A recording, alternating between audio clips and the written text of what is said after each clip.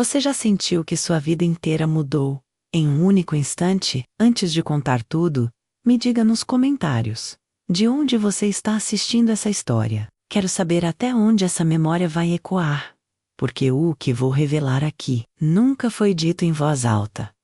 O homem que me comprou dizia que eu era a segunda esposa, mas eu tinha só 17 anos, eu não falava uma palavra de português. E tudo que sabia dizer era obrigada, porque foi a primeira palavra que ouvi ao chegar aqui. Só que, naquela casa, obrigada significava outra coisa. Significava: você me pertence agora. Meu nome é Katerina Borchenko, e nasci em Lugansk, no leste da Ucrânia, bem antes de sabermos que aquele território viraria um campo de guerra. Em 1997, o que destruía a minha cidade não eram bombas, era o silêncio. Silêncio das fábricas fechadas, das prateleiras vazias, das mães que escondiam o choro dos filhos, para que eles dormissem acreditando que o amanhã seria melhor. Eu cresci ouvindo o barulho dos sinos da igreja ortodoxa da vila e o assobio do vento, passando pelas rachaduras das janelas. Minha mãe era costureira, fazia vestidos com tecidos doados por freiras católicas da fronteira. Meu pai nunca conheci, ou talvez tenha conhecido, mas ele partiu tão cedo que se tornou uma sombra sem nome nas conversas da cozinha. Tínhamos pouco, muito pouco, mas minha mãe dizia que a dignidade morava nos detalhes: unhas limpas, cabelos trançados e pão dividido. Eu sonhava em ser professora. Achava que a educação poderia me tirar daquele lugar cinzento, onde as meninas ou viravam esposas de homens bêbados, ou desapareciam em caminhões com promessas. Foi numa manhã de março que minha mãe me chamou no quintal. Havia uma mulher esperando por nós.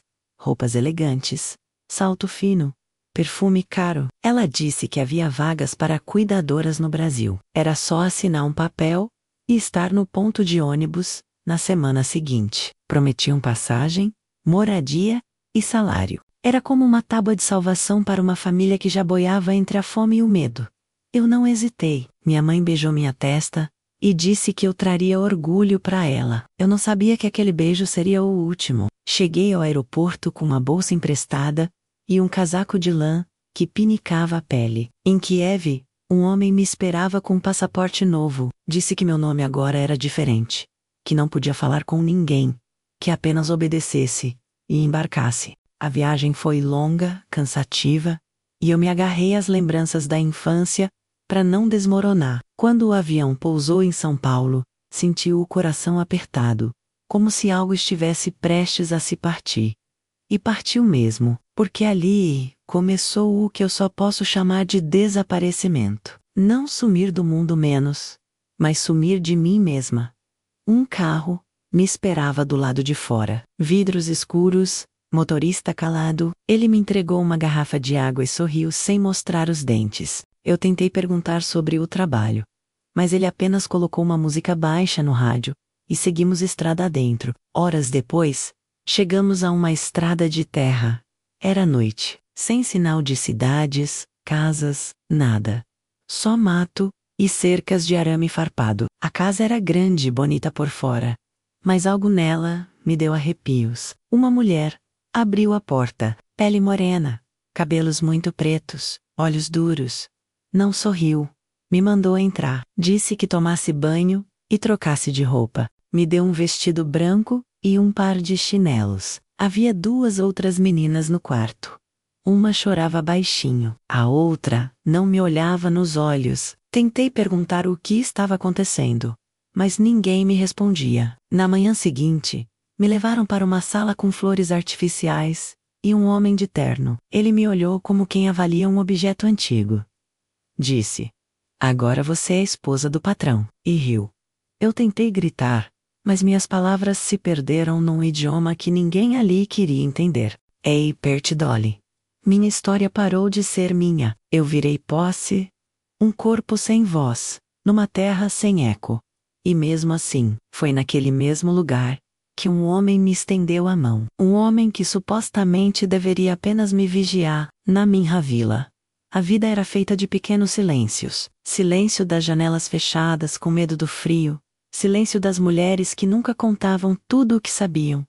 E o silêncio mais cruel, o do futuro, que ninguém ousava imaginar. Nós aprendíamos cedo a não desejar demais. Quem sonha alto demais, despenca mais feio. Minha mãe, Raíza, era uma mulher de mãos calejadas e olhos que enxergavam antes das palavras. Ela fazia vestidos de noiva, com tecidos que as igrejas descartavam, e sempre dizia que a beleza verdadeira era a que resistia ao tempo. Foi com ela que aprendi a identificar costura firme, ponto bem dado, e a diferença entre um olhar bondoso e um olhar faminto. Nas tardes geladas de inverno, quando não havia nada além de sopa rala e pão amanhecido, ela reunia a gente perto do fogão de lenha e contava histórias da avó, histórias de fé, de milagres e de perdas. Meu irmão mais novo, Luca, sempre dormia no meio da narrativa. Já Olena, minha irmã do meio,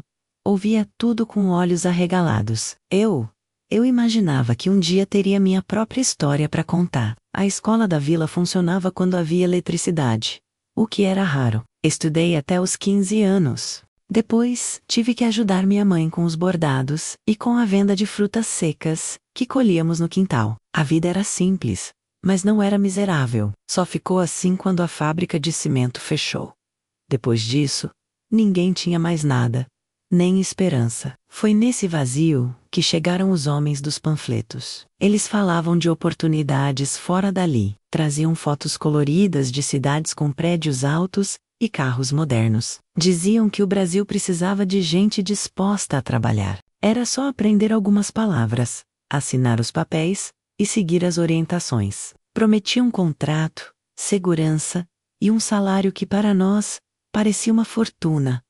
Minha mãe hesitou. Quis saber por que queriam, justamente meninas tão novas. Eles riram e disseram que era porque os idosos se sentiam mais confortáveis com cuidadores jovens. Parecia lógico. E por alguns segundos, quis acreditar que o mundo lá fora realmente precisava de mim. Quando você não tem nada, até uma mentira bem contada parece verdade. Na noite anterior à minha partida, preparei um caderno para escrever tudo o que fosse aprendendo. Minha mãe me deu um lenço bordado com meu nome. Olena chorou escondida. Luca me abraçou forte e disse que quando eu voltasse, queria um presente. Uma bicicleta. Eu disse que traria uma azul. Com sineta. Sorrimos. Fingimos que aquilo não era uma despedida definitiva. No ônibus para Kiev, eu fui com outras meninas. Algumas mais velhas, outras tão novas quanto eu. Nenhuma falava muito. Havia algo estranho no ar. Um medo que ninguém ousava nomear.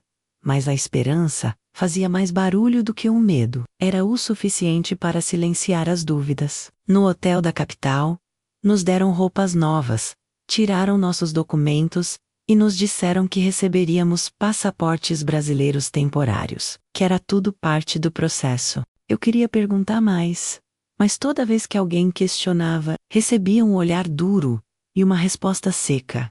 Obedeça, e será recompensada. Embarquei no avião com um crachá pendurado no pescoço e uma etiqueta presa na blusa, com meu novo nome. A comissária sorriu para mim como se eu fosse uma turista. Eu queria acreditar que era. Fingi estar indo a passeio, mas no fundo, sabia que era um tipo diferente de viagem. Uma que não se faz por escolha, mas por necessidade. Durante o voo, olhei pela janela durante horas, tentando gravar na mente a imagem do céu. Queria guardar alguma coisa bonita, caso as promessas não fossem reais. Mas parte de mim ainda acreditava.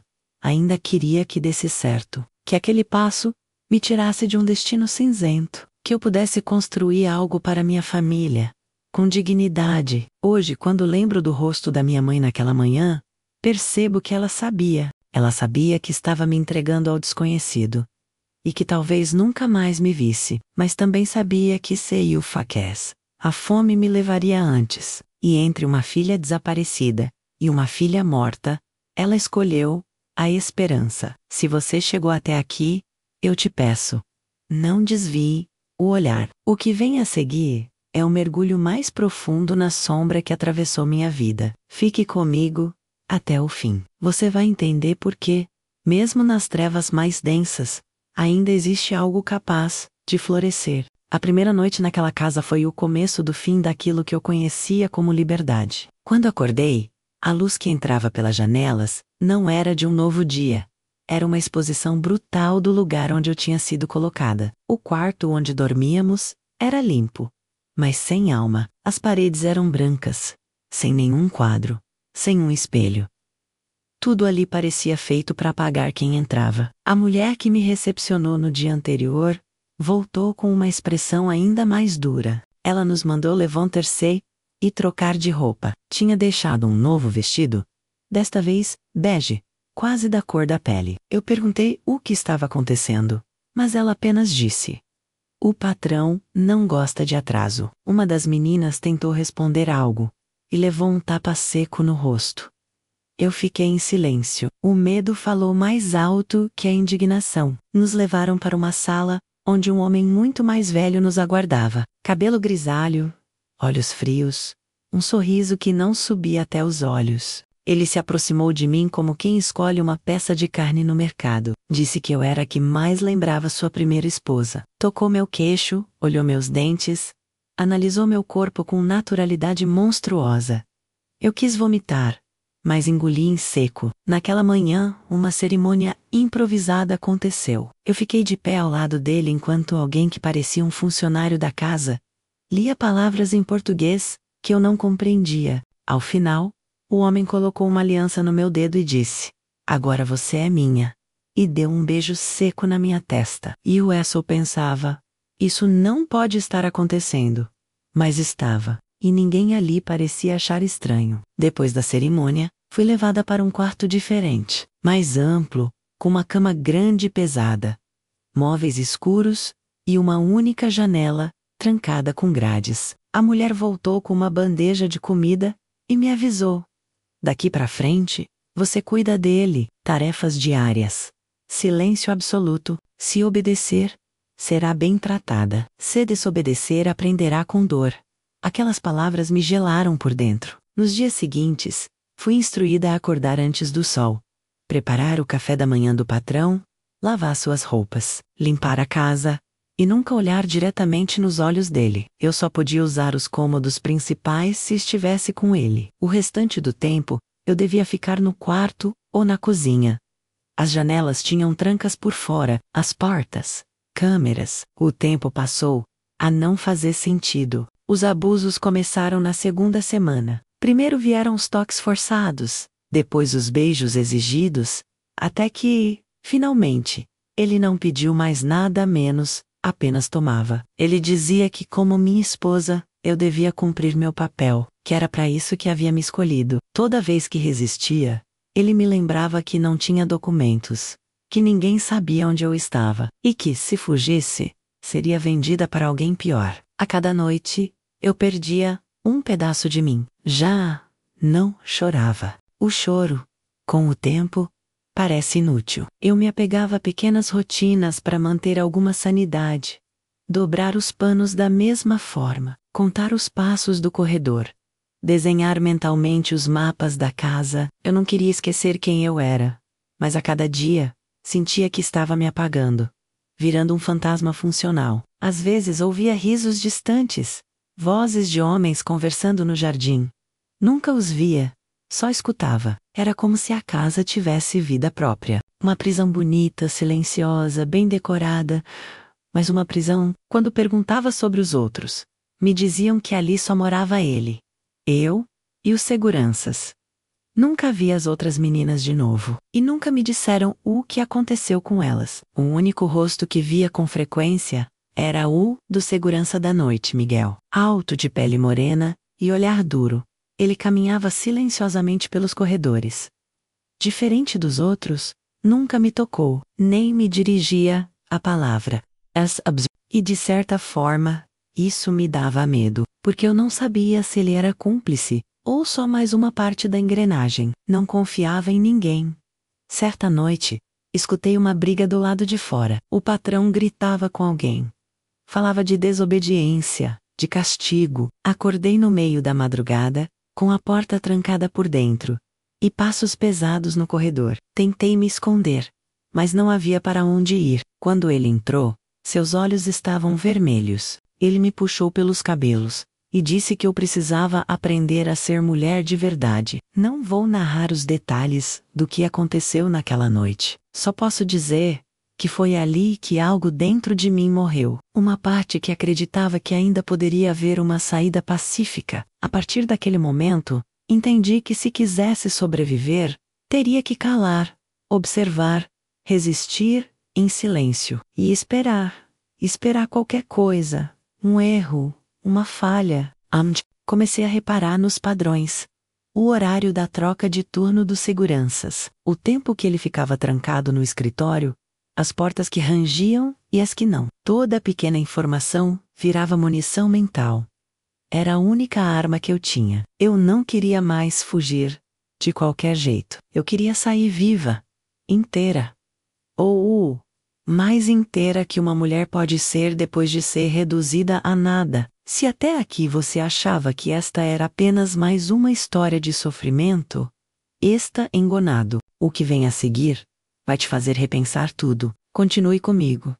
Ainda há muito a ser revelado. Os dias passaram a ser indistinguíveis uns dos outros. Acordava no escuro, antes do sol nascer, preparava o café, limpava a casa e ficava sentada em silêncio, esperando ordens. As paredes daquela casa pareciam respirar comigo, como se registrassem cada gesto, cada suspiro, cada tentativa fracassada de não enlouquecer. A única janela do quarto onde dormia tinha grades por dentro e fora. Nem mesmo o sol conseguia atravessar livremente. Às vezes, me perguntava se ainda era dia lá fora, ou se o tempo havia congelado naquela prisão dourada.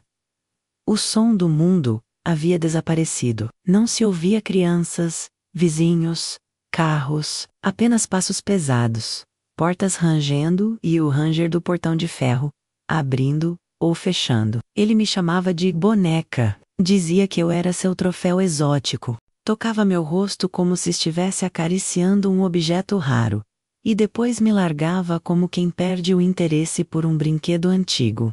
Quando sorria, era pior, porque o sorriso vinha sempre antes da crueldade.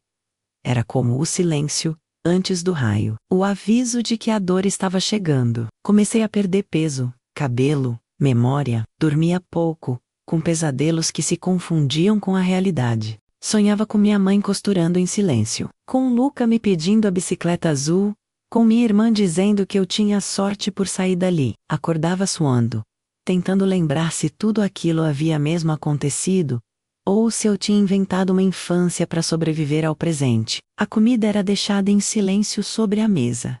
Arroz, feijão, carne, tudo bem preparado, mas sem gosto.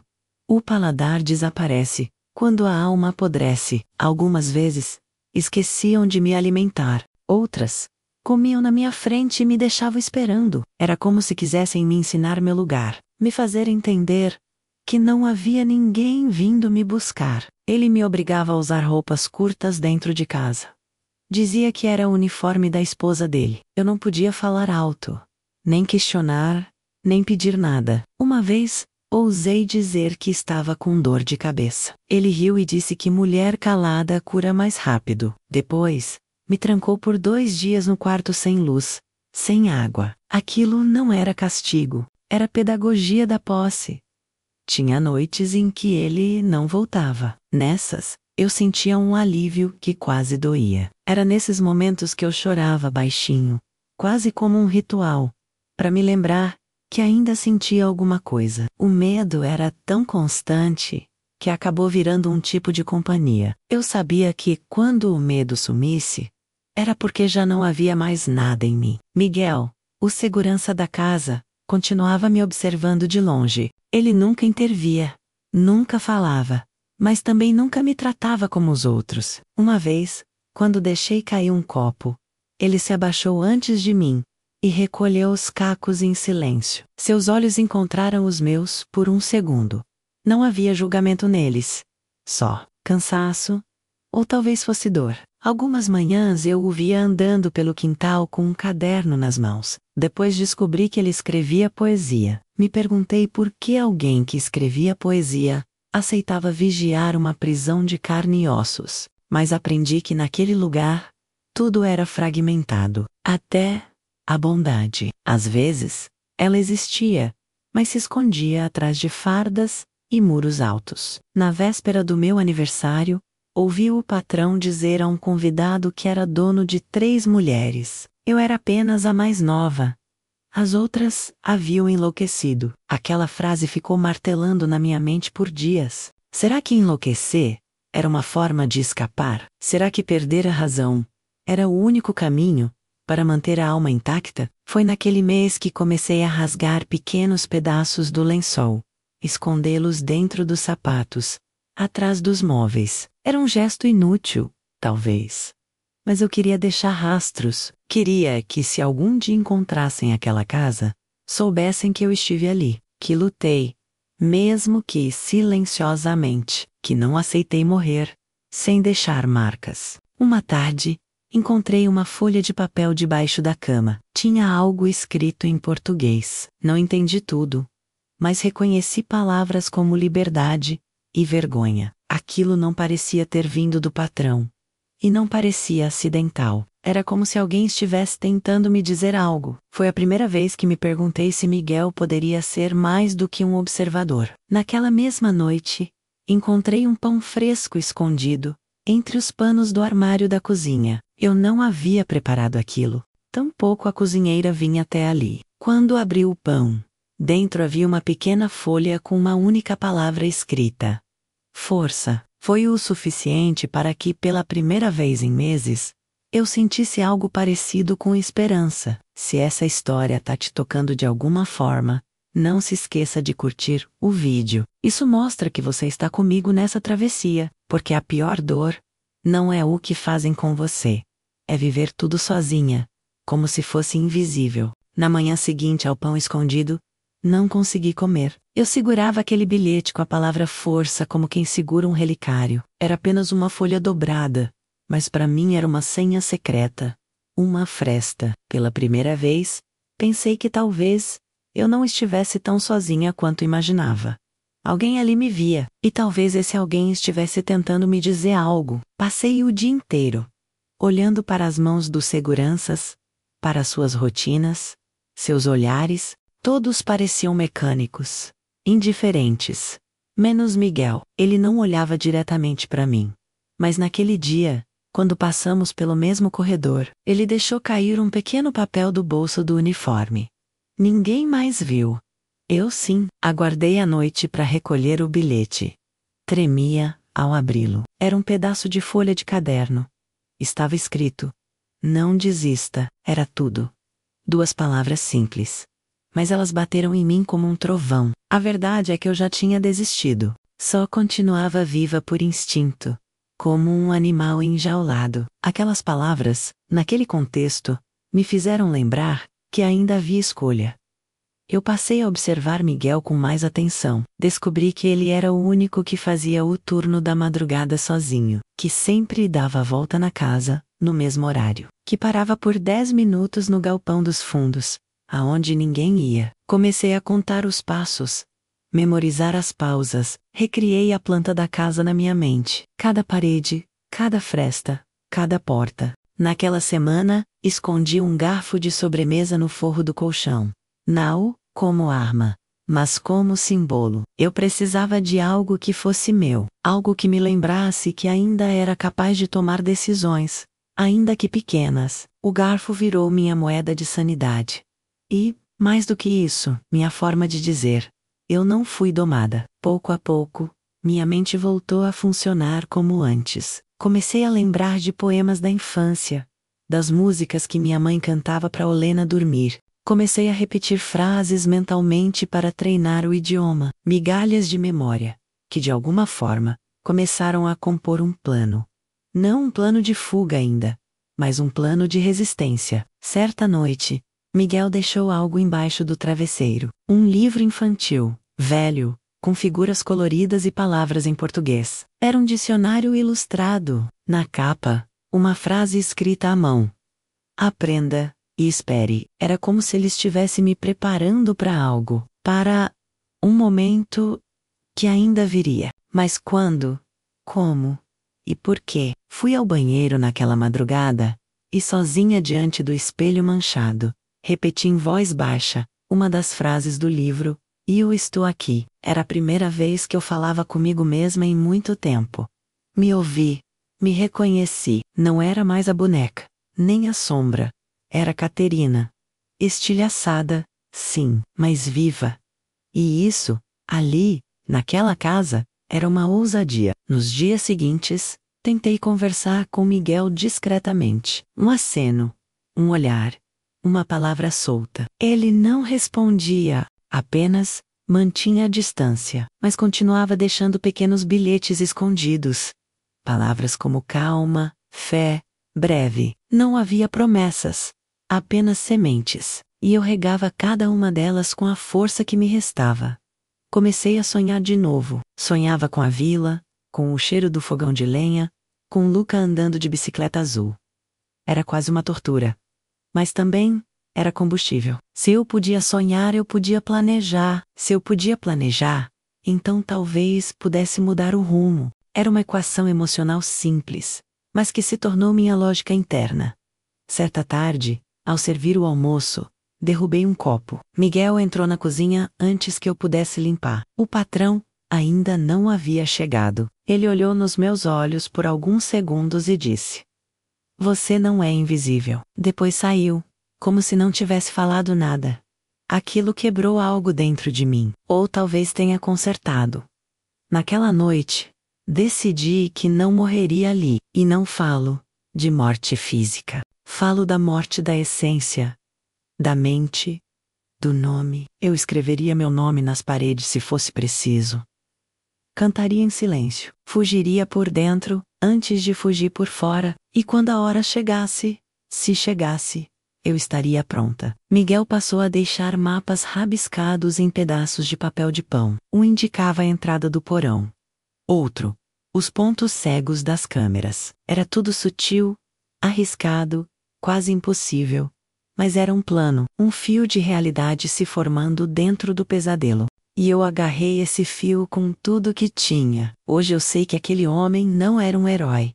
Mas também não era um monstro. Ele era alguém quebrado, como eu, que encontrava redenção ajudando em silêncio, que resistia à própria maneira. E foi esse silêncio dele que começou a salvar a minha vida. Palavra por palavra, gesto por gesto. Se você ainda está aqui, escreva nos comentários: "Eu não sou invisível." Isso vai mostrar que você entendeu o que eu senti, e que mais ninguém precisa passar por isso calado. A noite da fuga começou como qualquer outra. O jantar foi servido, a casa ficou em silêncio depois das 9, e os passos do patrão ecoaram até o quarto principal. Mas algo estava diferente. Miguel havia deixado o armário da cozinha destrancado. Dentro, um pano escondia uma chave pequena e um papel dobrado com a palavra agora escrita em letras firmes. Meu coração disparou. Eu estava tão acostumada a esperar, que por um segundo, pensei em recuar. Mas algo dentro de mim disse que não haveria segunda chance. A casa inteira parecia suspensa por um fio invisível. Respirei fundo, escondi a chave dentro do sutiã e esperei. Cada minuto parecia um século. Cada ruído soava como alarme. Às 2h15 da madrugada, ouvi 3 toques secos na porta do corredor. Era o sinal combinado. Saí do quarto descalça, com o livro infantil, escondido sob a blusa, e os papéis que Miguel me dera presos, nas laterais do corpo. A chave funcionou. O porão estava escuro, úmido, cheirando a mofo e terra. Mas era liberdade. Segui as instruções do último mapa. 3 passos à direita da pilha de sacos. Uma parede falsa de madeira. Uma abertura estreita, que levava a um túnel esquecido. Senti os joelhos ralarem no cimento. Mas continuei. 1,5 metro de altura, 20 metros de angústia. No fim, um alçapão de ferro que Miguel havia destravado no dia anterior, dizendo aos outros que iria consertar. Abri com esforço. O ar da madrugada entrou nos meus pulmões como um grito. Lá fora, o céu estava sem lua, mas as estrelas iluminavam o suficiente. Caminhei curvada entre as árvores, como se o próprio chão pudesse me trair. Sabia que o cão da casa só latia para estranhos. E eu, depois de tanto tempo ali, já fazia parte daquele cenário. Talvez por isso, ele não latiu. Atravessei a mata por 30 minutos. Não sabia onde estava, mas confiava nas orientações. Miguel havia me dito para seguir o som da água. E foi isso que fiz. Ouvi ao longe o murmúrio de um riacho. Quando cheguei à margem, avistei uma figura encapuzada, segurando uma lanterna fraca. Me aproximei com o corpo trêmulo e a mente em alerta. Era uma mulher, morena, baixa, com voz firme. Disse: "Você é a Caterina?" Eu assenti com a cabeça. Ela me cobriu com um casaco, me deu uma garrafa de água e disse que eu estava segura agora. Caminhamos juntas até um carro estacionado a poucos metros. Ela se apresentou como Irmã Toriza. Trabalhava em um abrigo para mulheres em situação de violência. Durante o caminho até a cidade, ela me contou que Miguel havia feito contato com a Organismo Humain semanas antes. Disse que tinha feito coisas erradas no passado, mas que não permitiria que eu tivesse o mesmo fim que outras meninas que passaram por aquela casa. Ele arriscou o próprio emprego, talvez a própria vida menos por mim. E agora, desaparecera. Chorei pela primeira vez em muito tempo. Mas não era o mesmo choro, era um choro de descarga, de alívio, de luto por mim mesma. Pela menina que havia partido da Ucrânia, acreditando em promessas. Pela mulher que agora renascia dentro de um carro velho, com cheiro de gasolina e esperança. Pela alma que sobreviveu ao cativeiro. Fomos direto para o abrigo, um prédio simples, com muros altos e janelas gradeadas menos. Mas ali, as grades eram proteção, não prisão. Me deram roupas limpas comida quente. Silêncio respeitoso. Eu dormi por 24 horas seguidas. Acordei sem saber onde estava. E quando me contaram pela primeira vez em anos, me senti em casa. Os dias que se seguiram foram confusos. Meu corpo estava livre, mas minha mente ainda vagava pelos corredores da casa antiga. Às vezes acordava assustada, achando que tudo tinha sido um sonho. Outras, me pegava tentando falar baixo, como se alguém pudesse me ouvir e castigar. Levei semanas até conseguir andar com passos firmes. Fui registrada novamente. Com a ajuda das freiras, entrei em um programa de proteção a vítimas de tráfico. Recebi atendimento psicológico, aulas de português, acolhimento. As mulheres do abrigo me tratavam como uma sobrevivente, não como uma vítima. E foi isso que me fez acreditar que podia recomeçar. Nunca mais. Vai, Miguel. Disseram que, dias depois da minha fuga, ele havia desaparecido. Alguns acreditam que foi embora por conta própria. Outros acham que foi silenciado. Eu não sei, mas sei que foi ele quem me mostrou que até nas casas mais escuras, pode haver alguém acendendo uma vela escondida. E às vezes, isso basta para iluminar uma saída. Se essa parte da história mexeu com você, se inscreva no canal. Ainda há uma última parte que precisa ser contada, menos o que aconteceu depois. A vida depois da fuga, e o que se faz com as cicatrizes quando já não se vive em cativeiro. Hoje vivo no sul do Brasil, numa cidade que tem cheiro de café passado e brisa limpa no fim da tarde. Divido uma casa com outras mulheres que, como eu, chegaram aqui depois de atravessar desertos invisíveis. Cada uma carrega uma dor, mas também uma chama. E juntas, aprendemos a reconstruir o que o mundo tentou apagar. Levei tempo para voltar a confiar em homens, tempo para confiar até mesmo no meu próprio corpo. As cicatrizes não sumiram, estão aqui, visíveis para mim. Invisíveis para o mundo, mas não me envergonho delas. São marcas de guerra. Eu as toco de manhã, como quem toca um altar. E agradeço. Sobrevivi. Com a ajuda da Orgueira aprendi português fluente, finalizei o ensino médio, e hoje faço faculdade de enfermagem. Cuido de pessoas com os mesmos olhos que desejei que alguém tivesse tido por mim. Olhos que não julgam, que não rotulam, que enxergam além da aparência. Quero ser a ponte que faltou para mim.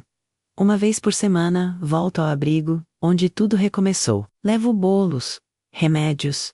Às vezes só escuta, e quando uma nova menina chega, com o olhar apagado e os ombros curvados, eu me aproximo devagar. Não pergunto de onde ela veio, pergunto apenas: você quer um pouco de silêncio ou prefere companhia?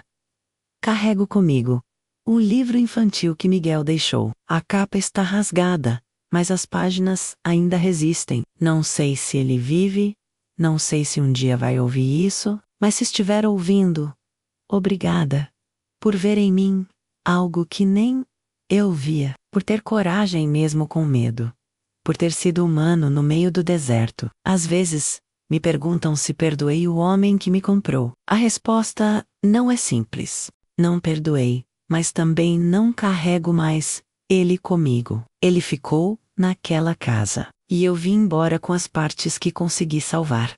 O perdão, se um dia vier, não será para ele, será para mim mesma, por ter acreditado, por ter me calado, por ter sobrevivido. Fiz amizade com uma professora da universidade, que também veio da Ucrânia. Ela perdeu tudo na guerra de 2022. Quando ela soube da minha história, chorou, não por pena, mas por reconhecimento. Duas mulheres de tempos distintos, feridas de formas diferentes, mas ligadas por raízes e cicatrizes que o idioma não apaga. Voltei a escrever cartas, textos, às vezes só frases soltas. Minha psicóloga diz que é como varrer por dentro. Eu acho que é como regar o que sobrou. Uma das frases que escrevi e colei na porta do meu armário diz: ninguém te comprou por inteiro, se você ainda é capaz de recomeçar. Já pensei em voltar à Ucrânia, mas não tenho mais ninguém lá. Minha mãe morreu em 2005. Luca desapareceu nos primeiros combates. Olena vive na Polônia, mas perdeu contato comigo ainda nos primeiros anos aqui. Talvez um dia a gente se encontre, mas não corro mais atrás do passado.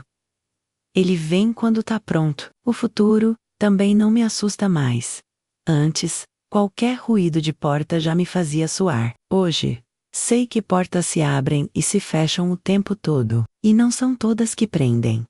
Algumas salvam, outras libertam, e há portas que só se abrem de dentro para fora. Aos poucos, minha história deixou de ser dor e passou a ser ponte.